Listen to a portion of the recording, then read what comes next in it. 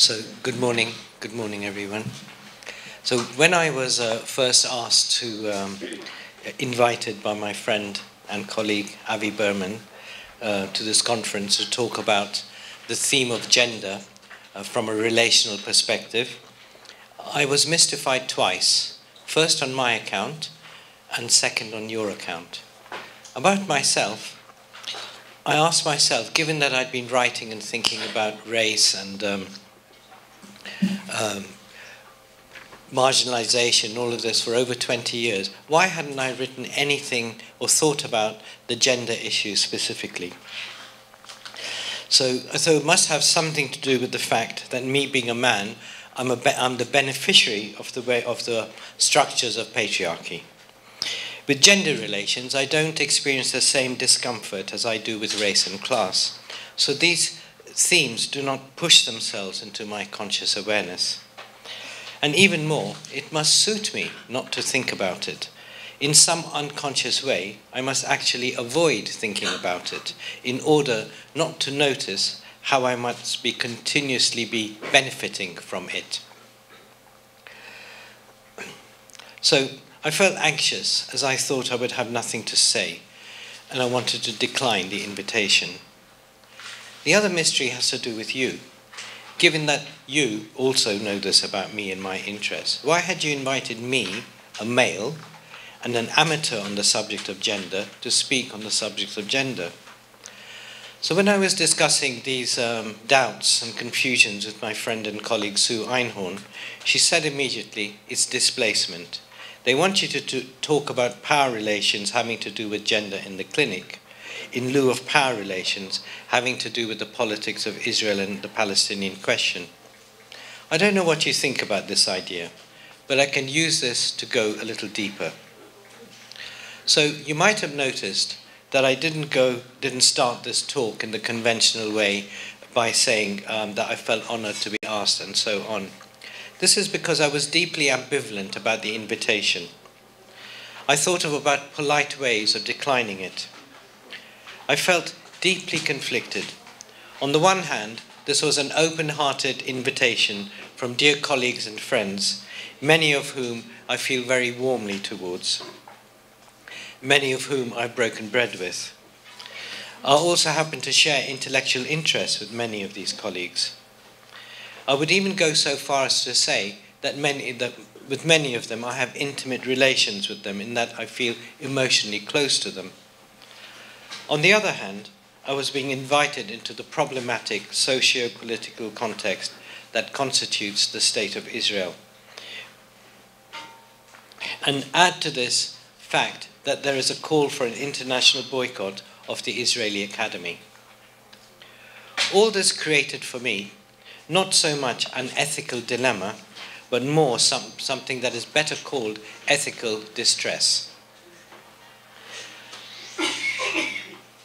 I'm indebted to my friend and colleague Devang Vaidya for bringing this important distinction to my attention. Ethical dilemmas reside in the cognitive realm. They're rational, they're calculative, and they're cerebral.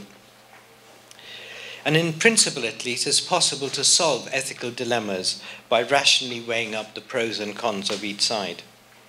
The thing is that even though one might resolve an ethical dilemma by arriving at a decision, in my case, to accept the invitation, this does not resolve the ethical distress, which continues to disturb.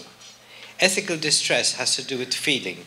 It resides in the emotional realm, but it is no less meaningful and rational because of it. This threw a different light on my reluctance to accept the invitation, a light which revealed that my reluctance had less to do with my anxiety about my ignorance and more to do with my anxiety caused by my tendency to avoid facing up to and thinking about distressing things. It then suddenly struck me that the predicaments I was experiencing were speaking exactly into the theme of my title, Intimate Others and the Othering of Intimates. A new question arose. Was I caught up in an enactment? Was I othering Israeli intimates? The short answer was yes. A key consequence of othering is that they become homogenized. I was in danger of tarring all Israelis with a Netanyahu brush. Or, as Elias put it, attributing the worst of the worst to everyone. I had to remind myself that Israeli society, like all societies, is not a unity, that it is constituted by a range of differing views and conflictual values, that the values and lifestyles of cosmopolitans in Tel Aviv are abhorrent to the religious fraternity.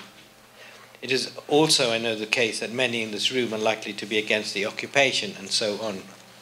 However, my central difficulty had to do with my relationship to the inequality structured into the Israeli legislature, an equality which institutionalized power and political differentials between Jewish citizens and others. Although the principle of equality is enshrined in Israeli law, in practice, citizenry consists of two different kinds of people, one of which is completely in the power of the other. As Coburn says, Israel is a Jewish state in which non-Jews can never be the equal of Jews, even secular, apolitical Jews. But should I hold you personally responsible for this situation? When I think of the two societies that I know best, British and Indian, they too are profoundly blighted by institutional inequalities, despite their protestations and rhetoric to the contrary. If you were to presume that I identified with the politics of Boris Johnson or Narendra Modi, I would be offended. I am not responsible for their fascistic policies. And the fact that all three leaders just mentioned are men is not coincidental. It has a bearing on the themes of the talk and the day. So my hesitation about accepting this invitation was not about holding you personally responsible for the actions of your politicians. Rather, it was a concern that in coming I might be viewed as normalizing and condoning an unjust day-to-day social order, the one that prevails in Israel. But this too is perhaps moralistic and moralizing. So here is a prompt and a reminder, to as much to myself as to you, that in whatever I might say to you, I will somehow be saying something to me. And whenever I might be saying something about me, I will also be saying something to you. In other words, we cannot help but be embroiled with each other in the entangled relational. Well, what do I mean by this term? As you well know, the notion of relational psychoanalysis arose as a challenge to the classical psychoanalytic orthodoxy, and these challenges coalesced around the terms relational psychoanalysis. They said quite rightly that human life is intrinsically relational and that human beings are relational by design. There is a weaker version of the relational, which is still individualistic, in which pre-existing individuals relate to each other. The trajectory of the stronger version of the relational begins with the relationship itself, to say that the relationship is prior to that which relates, and that it is a relationship that shapes the individual rather than the other way around. And I subscribe to this second version. Now, although this was a great advance in thinking, the schema remained apolitical. There is no mention of power or politics in Stephen Mitchell's important book, Relational Concepts in Psychoanalysis, nor in Donald Stern's unformulated experience. Nor is there any mention of power in Richard Billow's book, Relational Group Psychotherapy. There are a few mentions of power in Greenberg and Mitchell's book, but these have to do with Adler's notion of the drive for power, not social power relations. So, although psychoanalysis advanced from a study of the encapsulated individual to the relational, mainstream relational psychoanalysis remained in a socio-political vacuum. Mainstream relational discourse gives little consideration to how power relations pattern the day-to-day micro-relations between individuals. When the relational, what's going on between you and me, is viewed in the light of the socio-political, the picture immediately becomes more messy and problematic. It becomes more complex. It becomes more emotionally uncomfortable. It becomes entangled. But what I have said is not universally true of all relational psychoanalysts. There are relational voices that speak about power relations, but these tend to be women rather than men. For example, Jessica Benjamin, Nancy Chodorow, Judith Butler, Lynn Layton, and so on. The fact that it is women rather than men must have something to do with where they are structured into the power relational field, at the margins. And as we know, the view from the margins is very different from that of the center. So I'm using the term entangled relational to highlight the messy psycho-political processes which are integral to the relational. And one consequence of this is that I cannot address gender without getting entangled in multiple issues like race, sexuality, identity politics, and so on. I cannot draw a line that leaves politics outside the psyche and the clinic. It has become a cliche, but it is true nevertheless. The personal is political, the political is personal. So, in a way, it explains to some degree why I have found myself beginning this paper in this difficult way that I have done. Because my very being is entangled not only with the subject matter and the context, but also ethics and politics. At some level, it is all inseparable. What I am saying to you, as well as my way of saying it, are an expression as well as an embodiment of the entangled relational. As an aside, I should just say that the term entangled is also used in quantum mechanics, where it is used to describe this mysterious state of affairs where a particle in one part of the universe is mysteriously affected by something that happens to a particle in another part of the universe, long, long away. And these two are said to be entangled in some way. So what is spoken to about with this term in the quantum realm is analogous to the entangled relational in the human realm. What is happening over there to you has an impact on what is happening to me, even though you and I appear to have nothing to do with each other. This is the human version of the entangled relational. I've forgotten to use this completely.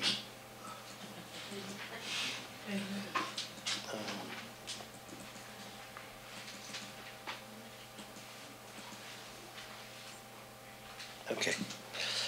So, what has this to do with the key term of my title, Intimate Others, which seems to be a contradiction consisting of opposites, an oxymoron? On the one hand, intimates are exactly that, intimates. They constitute some kind of belonging group, some version of we. Those outside the we tend to be experienced as less human than us. Their humanization is both the means as well as the rationale for excluding them, and violence in one shape or another is always integral to the othering process. To summarize, I'm using the notion of intimate others to describe situations where protagonists experience each other as other, capital O, despite being in close proximity to each other, in particular, men in relation to women.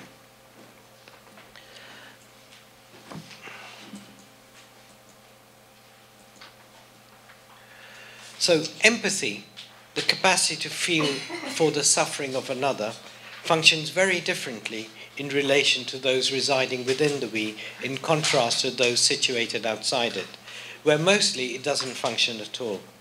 Where empathy ends, there indifference and violence begin. A small example. A few months ago we were in San Francisco, where the number of homeless on the streets was shocking. And the difference between the people like you and me going into coffee shops and those on the street was so disturbing I found it somewhat obscene. And I was questioning myself, why did I find myself being moved by one person and not the other 10 that I had walked past? And when I say moved, I do mean moved. I felt for them. And this wasn't a conscious process. It was often later in the day that I suddenly remembered somebody, a particular person in the alleyway. when I was thinking about this, my wife Angelica suggested that this might have something to do with the fact that in some way they were familiar to me. They looked like a sister, a brother, an uncle, or a friend. In effect, my empathy was being stirred when in some subliminal way I experienced the person, rightly or wrongly, as one of us. And I also wondered, why is the San Francisco experience so much more disturbing than when I'm faced with the begging homeless in, say, London or Bombay? And I speculated that my sort of habituated defenses were automatically activated in the more familiar context. This being my skill at simply not seeing the homeless. I turned them into inanimate street furniture. Even though they were in close proximity to me, I felt nothing because I had othered them. I had dehumanized them. If I allowed myself to be aware of them as suffering beings, I would be touched, moved, and start to feel troubled by ethical distress. I had the sudden realization that in some circumstances, to merely look away is an act of violence.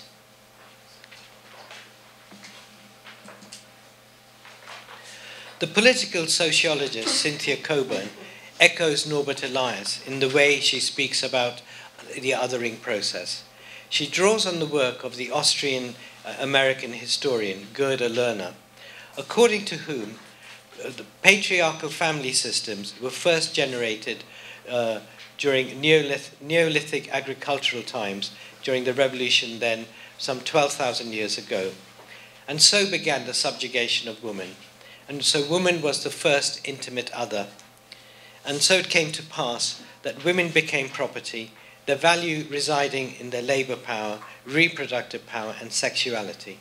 They were commodified in bride price, prostitution, and the value of their children.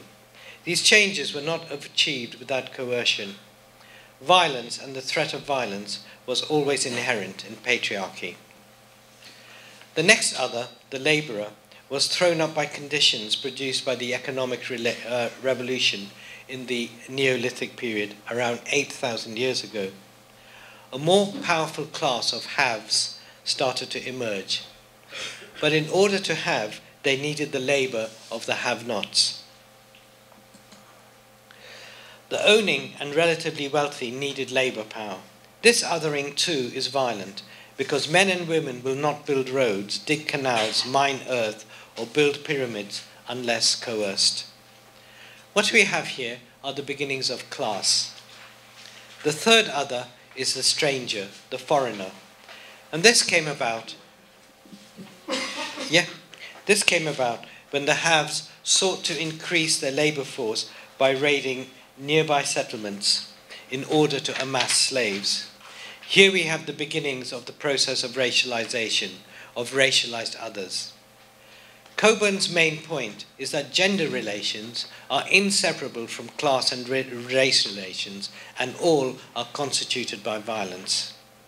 So it is not coincidental, she says, that the institution of war, along with state building, first occurs in human history in the same period as the emergence of class hierarchy and a patriarchal sex-gender system.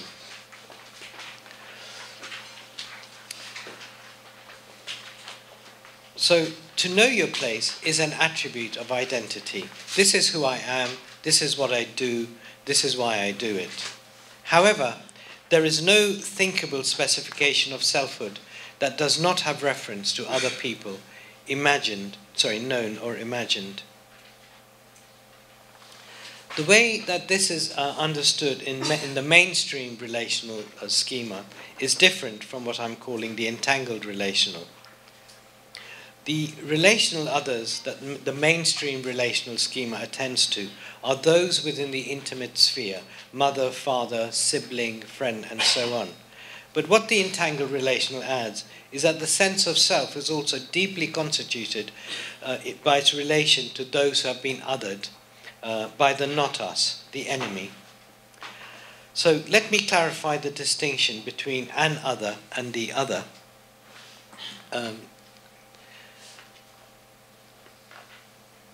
Ordinary others are potentially part of us, and when they are repudiated, they become a part of the them. And it is in this moment that they become othered. And remember, others are always less than human. In sum, mainstream relational schemas pay attention to the function of ordinary biologically related persons that they play in the developing sense of self, mother, father, sibling, and so on. The entangled relational asserts that the sense of self-identity is bound up with those who have been cast out and repudiated by those that have been othered. And finally, and this is most important, it is at the very moment that an other is othered that the self, the us, is constituted. What the structuralist Saussure said many years ago about concepts applies equally to notions of identity. He said, identities are purely differential and defined not by their positive content, but negatively by their relations with other terms of the system. Their most precise characteristic is in being what the others are not. So I now move to gender itself. But what is gender? What makes a woman, a man, a man? Is man the opposite of woman? What is the difference between sex and gender? How are they linked to notions of male and female? And what bearing do they have on notions of masculinity and femininity? Well, the essentialist answer does not trouble itself with these questions. Essentialists imagine that men and women are two different kinds of human being made different by their biology. Consequently, they are naturally led to different ways of thinking and operating in the world. They have different psychologies because they have different biologies. Men are from Mars, women are from Venus. Their natures are such that they're each best suited to different realms, woman to the domestic and the man out in the world. Well, this is the situation according to the normative heterosexist essentialist account. But as Coburn cautions, essentialism is not merely an interesting theoretical concept. It is a dangerous political force designed to shore up differences, inequalities, to sustain dominations. It operates through stereotypes that fix identity in eternal dualisms: woman victim, male warrior, trusty compatriot, degenerate foreigner. Essentialism is perverse in warring national projects and in media discourses about them. On the whole, the classical psychoanalytic accounts have accepted heterosexist gendered social norms as natural and inevitable and sought to explain them psychologically. The early psychoanalytic accounts of gender development were based on the idea of having it or not having it, the it being the penis. In this account, a girl becomes aware that she doesn't have it, wants it, but can't have it, and so comes to experience herself, her mother, and all of womankind as lacking and inadequate. The boy, meanwhile, has it, and so feels good about himself and all of mankind. His difficulties arise because he is threatened by the bigger man and his bigger penis, the father. Well, Nancy Chodoro's developmental account differs significantly on at least two counts. First, it is not phallic-centered, and second, her developmental account is ever mindful that it is being patterned by the already gendered social scape in which it is taking place, and that this is happening under conditions of institutionalized gender inequality. In her view, it is the male that finds it more difficult to establish his gender identity. Well, the story for both male and female infants starts out the same in a sense, with an experience of profound closeness with the mother. However, the mother's experience of her male infant being different to herself leads to her distancing him in some way. Meanwhile, the male infant also has to differentiate himself in order to establish his gender identity different to that of his mother. Consequently, the core gender identity of male is constituted out of experiences of differentiation, of difference, of me and not me. Separateness becomes a core feature of male gender identity. And one can see then why the masculinist ideal is more drawn to thinking rather than feeling. This is because in order to be able to think about something, one has to take a distance from it.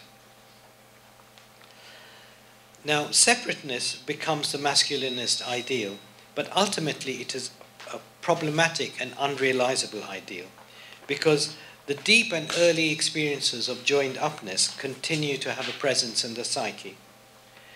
The male psyche consists of elements that the masculinist ideal decrees to be anathema to the idea of maleness. This creates a tension and conflict in the psyche. To combat this danger, all things decreed to be feminine have to be repudiated, denied, and denigrated, both in the material external world as well as the internal psychological world. In particular, it is the realm of feelings that have to be repudiated, because feelings connect. And so the emotional realm is distance.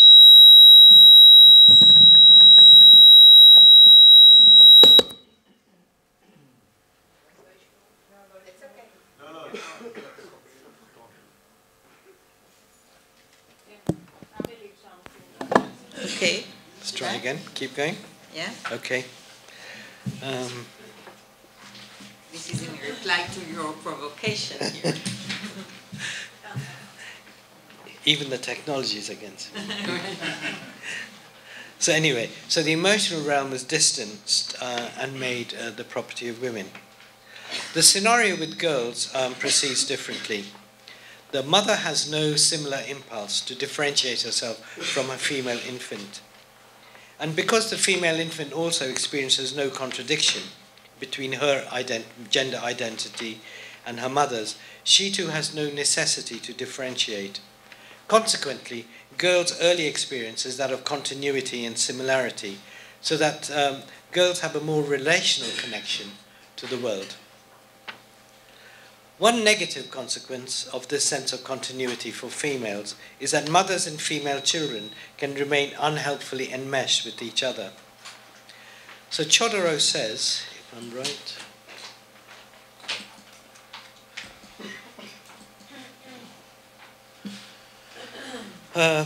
anyway, she says that for females, difference is not originally problematic, nor fundamental to their psychological being or identity. They do not define themselves as not men, as not male, but as I, who is female. What Chodorow leaves out is the mother's internalized misogyny. The mother herself will have internalized negative feelings about the feminine, which she cannot help but impart to her infant daughter. Contrawise, she will impart positivity to her male infant.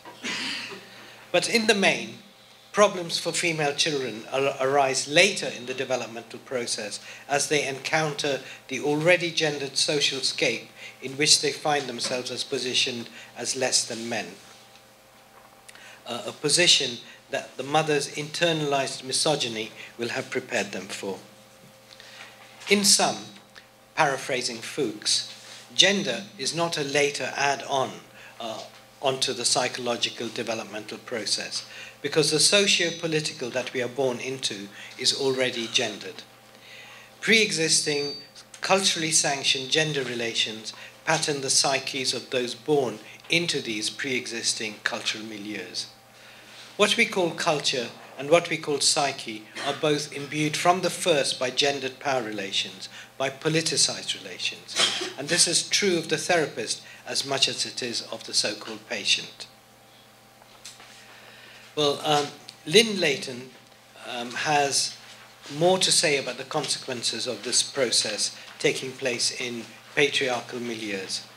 And at the center of her thinking is a particular understanding of narcissism, hopefully.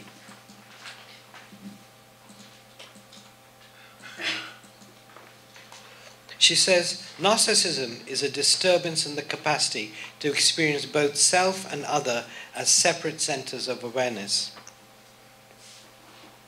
Social norms confront the developing infant with two mutually exclusive opposites, masculinity and femininity.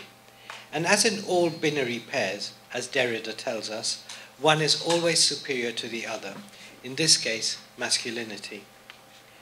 The only way that a growing infant can inhabit its designated category is by amputating and splitting off aspects of itself that are deemed to fall outside this category. And it is this splitting off that constitutes this narcissistic injury. Boys are groomed to inhabit a version of masculinity that repudiates dependency and emotionality, and girls are groomed to inhabit a version of femininity that repudiates separateness, agency, and autonomy. The process is driven and reinforced by expectations embodied in the persons of mother and father and enacted in the relationship between them. So traditional middle-class gender polarities place the mother in a position that the child associates with its dependence, and the father in a position that the child associates with its independence.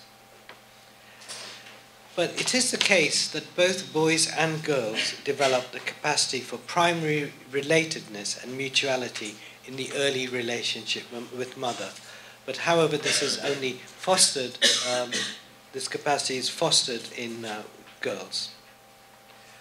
Leighton says, Chodorow's theory shows how and why relational and agentic capacities are damaged in both boys and girls when mothers are primary caretakers in conditions of gender inequality. So this is key. Children are raised in conditions of gender inequality. Normative gender identities are restrictive and constrictive. Men have to live on Mars and only Mars. Women have to live on Venus and only Venus. It is the amputations and distortions required to live on these planets by fitting into these culturally prescribed gender identities that results in narcissistic injury.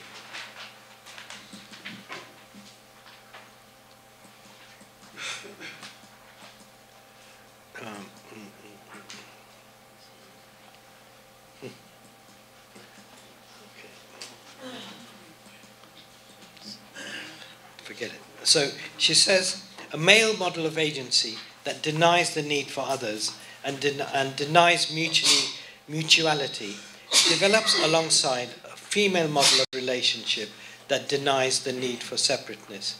Hence, normative masculinity looks like phallic narcissism, where only the self and not the other is experienced as subject. And normative femininity looks like self-effacing narcissism, where only the other and not the self is perceived as a subject. We can see how these two narcissistic forms, men preoccupied with themselves, women preoccupied with others, dovetail precisely and reinforce each other, generating a systemic equilibrium. In the perfect patriarchal system, both men and women would be in agreement as to who is important, men, and who is not, women. There are a few more things to be said about the splits between masculinity and femininity, and about the relationship to the binaries objective, subjective, and thought and feeling. The narcissistic masculinist autonomy that is produced results in a perverse form of rationality that is divorced from bodies and radically split off from the realm of feelings.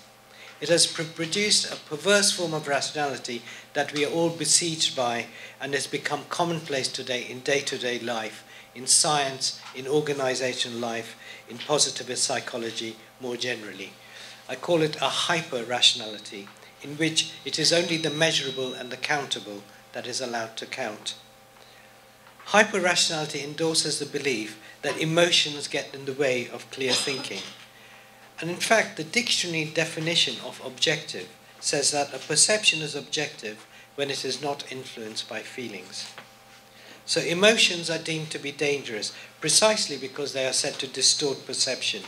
And distorted perceptions leads to people acting irrationally. Rationality and objectivity have been claimed by men as their property. Emotionality and muddled thinking have been delegated to women. It is on these grounds that women are made out not only to be emotional and irrational, but also dangerous. Social norms decree that emotional work is women's work. Women are groomed to nurture others and to put the feelings of others before their own. They have to be sugar and spice and all things nice. Ivan Illich calls the emotional work that women do shadow labor because it lives in the shadows and is not seen. Emotional labor, like housework, is invisible, unpaid, and magically seems to happen all by itself.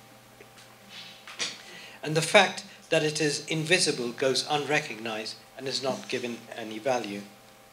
A version of this is also the case in the kibbutz. Oh, thank you.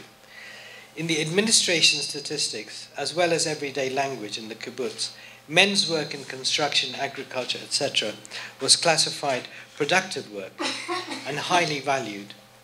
Domestic and service work, to which women were deemed naturally fitted, was termed unproductive work and accorded secondary importance.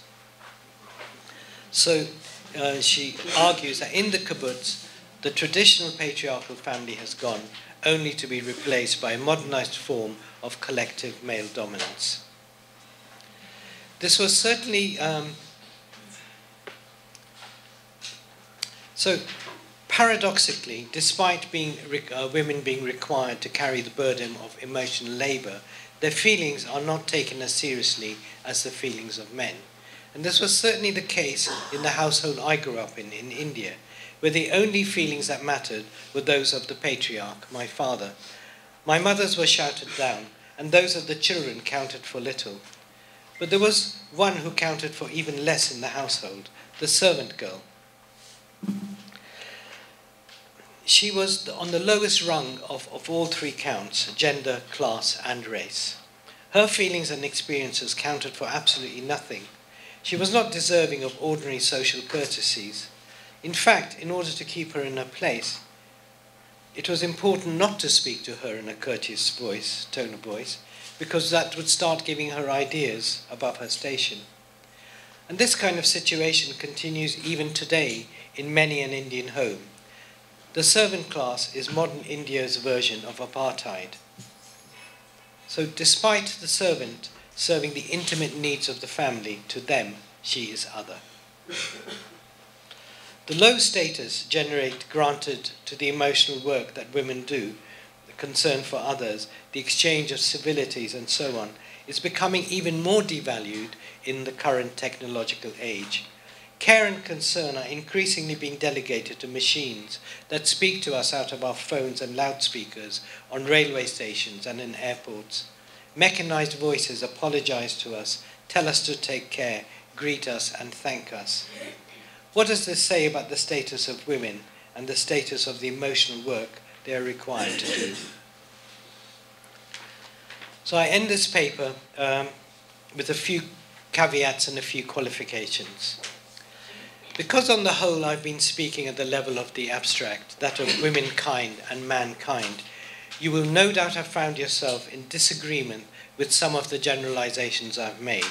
For example, when I spoke about mothers and daughters being enmeshed, what might have sprung into your mind are situations in which it is mothers and sons who find themselves enmeshed with each other, particularly in cases which feature the stereotypical Jewish mother and her son, the doctor. There are two things to be said about this.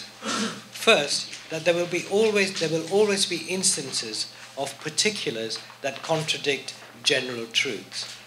The fact that most of the apples in this basket are green allows for the presence of red apples without negating that fact.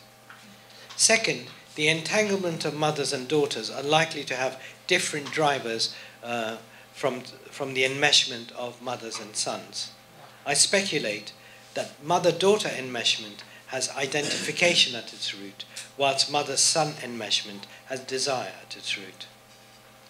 It is also the case that my account has been heterosexist, in that I have spoken only about heterosexuality and not made mention of the possibility of gender identities being more fluid than normative, hegemonic gender identities allow for.